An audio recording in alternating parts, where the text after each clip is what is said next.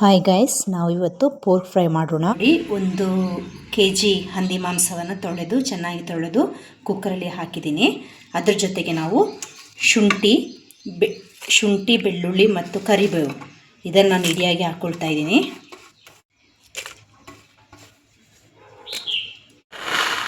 ನಾನು ಮಸಾಲೆಗಾಗಿ ಕರಿಮೆಣಸು,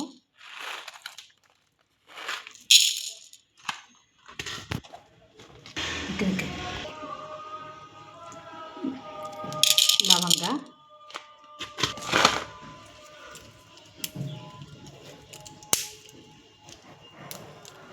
ಚಕ್ಕೆ,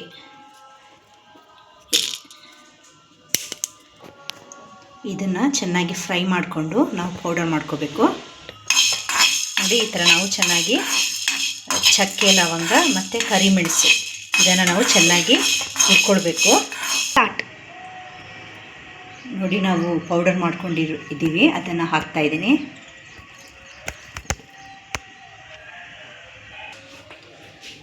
ಜೊತೆಗೆ ನೋಡಿ 2 ಟೀ ಸ್ಪೂನು ಧನಿಯಾ ಪುಡಿಯನ್ನು ಸೇರಿಸ್ಕೊಳ್ತಾ ಇದ್ದೀನಿ. 2 ಸ್ಪೂನ್ ಖಾರದ ಪುಡಿಯನ್ನು ಕೂಡ ಸೇರಿಸ್ಕೊಳ್ತಾ ಇದ್ದೀನಿ. ಇದೆಲ್ಲವನ್ನು ಸೇರಿಸಿ ನಾವು ಚೆನ್ನಾಗಿ ಫ್ರೈ ಮಾಡ್ಕೋಬೇಕು. ನಮ್ಮ ಈ ಪೌಡರ್ ಕಂದು ಬಣ್ಣಕ್ಕೆ ಬರುವ ತನಕ ನಾವು ಇದನ್ನು ಚೆನ್ನಾಗಿ ಫ್ರೈ ಮಾಡ್ಕೋಬೇಕು. ನಾವೀಗ ಇದನ್ನ ಫ್ರೈ ಮಾಡ್ಕೊಳ್ಳೋಣ. ನೋಡಿ, ಇದೆಲ್ಲ ಪುಡಿಯನ್ನು ನಾವು ಫ್ರೈ ಮಾಡ್ಕೋಬೇಕು. ನಮ್ಮ ಈ ಪುಡಿ ಮಸಾಲೆಗಳು ಕಪ್ಪು ಬಣ್ಣಕ್ಕೆ ತಿರುಗುವವರೆಗೂ ನಾವು ಇದನ್ನ ಚೆನ್ನಾಗಿ ಫ್ರೈ ಮಾಡ್ಕೋಬೇಕು. ನೋಡಿ, ನಾವು ಚೆನ್ನಾಗಿ ಫ್ರೈ ಮಾಡ್ಕೊಳ್ಳೋಣ. ನಾವು ಇದನ್ನು ಸ್ಲಿಮ್ಮಲ್ಲಿ ಇಟ್ಕೋಬೇಕು.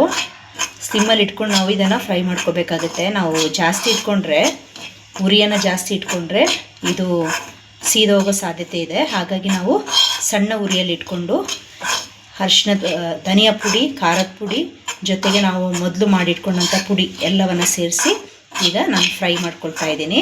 ಒಂದು ಕಪ್ಪು ಬಣ್ಣ ಬರುವವರೆಗೂ ನಾವು ಇದನ್ನು ಫ್ರೈ ಮಾಡ್ಕೋಬೇಕು.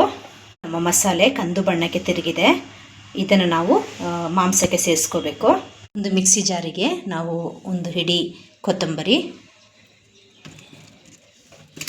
2 ಮೆಣಸಿನಕಾಯಿ ಮತ್ತು ಒಂದಿಷ್ಟು ಈರುಳ್ಳಿಯನ್ನು ಸೇರಿಸ್ಕೊಂಡು ನಾವು ಗ್ರೈಂಡ್ ಮಾಡ್ಕೋಬೇಕು. ನೋಡಿ, ಒಂದು kg ಹಂದಿ ಮಾಂಸವನ್ನು ಚೆನ್ನಾಗಿ ತೊಳೆದು ಕುಕ್ಕರಲ್ಲಿ ಹಾಕಿದ್ದೀನಿ. ಅದರ ಜೊತೆಗೆ ನಾವು ಶುಂಠಿ ಬೆಳ್ಳುಳ್ಳಿ ಮತ್ತು ಕರಿಬೇವು ಇದನ್ನು ನಾನು ಇಡಿಯಾಗಿ ಹಾಕ್ಕೊಳ್ತಾ ಇದ್ದೀನಿ. ಇದರ ಜೊತೆಗೆ ನೋಡಿ ಹಸಿ ಮಸಾಲೆ ಅದನ್ನು ಕೂಡ ನಾನು ಸೇರಿಸ್ಕೊಳ್ತಾ ಇದ್ದೀನಿ. ಹಸಿ ಮಸಾಲೆ ಜೊತೆಗೆ ನೋಡಿ ನಾವು ಮಾಡಿಟ್ಕೊಂಡಂಥ ಪೌಡರ್ ಅದನ್ನು ಕೂಡ ಸೇರಿಸ್ಕೊಳ್ತಾ ಇದ್ದೀನಿ. ಇದ್ರ ಜೊತೆಗೆ ಕಲ್ಲುಪ್ಪನ್ನು ನಾನು ಸೇರಿಸ್ತಾ ಇದ್ದೀನಿ. ಉಪ್ಪು ಪುಡಿ ಆದರೆ ಸೇರಿಸ್ಕೋಬೋದು, ಕಲ್ಲುಪ್ಪು ಆದರೆ ಸೇರಿಸ್ಕೋಬೋದು.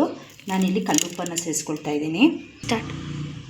ಮತ್ತು ನೋಡಿ, ಸ್ವಲ್ಪ ನೀರು, ಸ್ವಲ್ಪ ಆಲ್ರೆಡಿ ಅದರಲ್ಲಿ ನೀರು ಇರುತ್ತೆ, ಹಾಗಾಗಿ ಒಂದು ಸ್ವಲ್ಪ ನೀರನ್ನು ಸೇರಿಸ್ಕೊಂಡು ನಾವು ಚೆನ್ನಾಗಿ ಮಿಕ್ಸ್ ಮಾಡ್ಕೊಳ್ಳೋಣ. ಇದೆಲ್ಲವನ್ನು ಸೇರಿಸಿ ಮಾಂಸದ ಜೊತೆಗೆ ಚೆನ್ನಾಗಿ ಮಿಕ್ಸ್ ಮಾಡ್ಕೋಬೇಕು.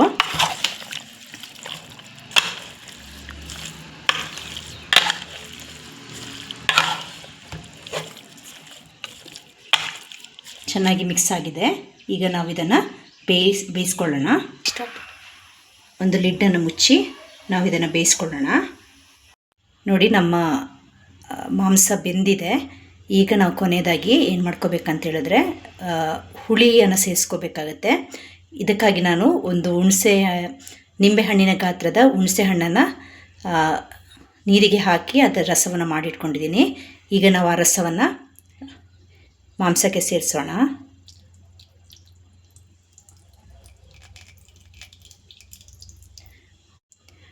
ಇದಕ್ಕೆಲ್ಲ ಸೇರಿಸಿ ನಾವು ಚೆನ್ನಾಗಿ ಒಂದ್ಸಲ ಕುದಿಸಬೇಕು.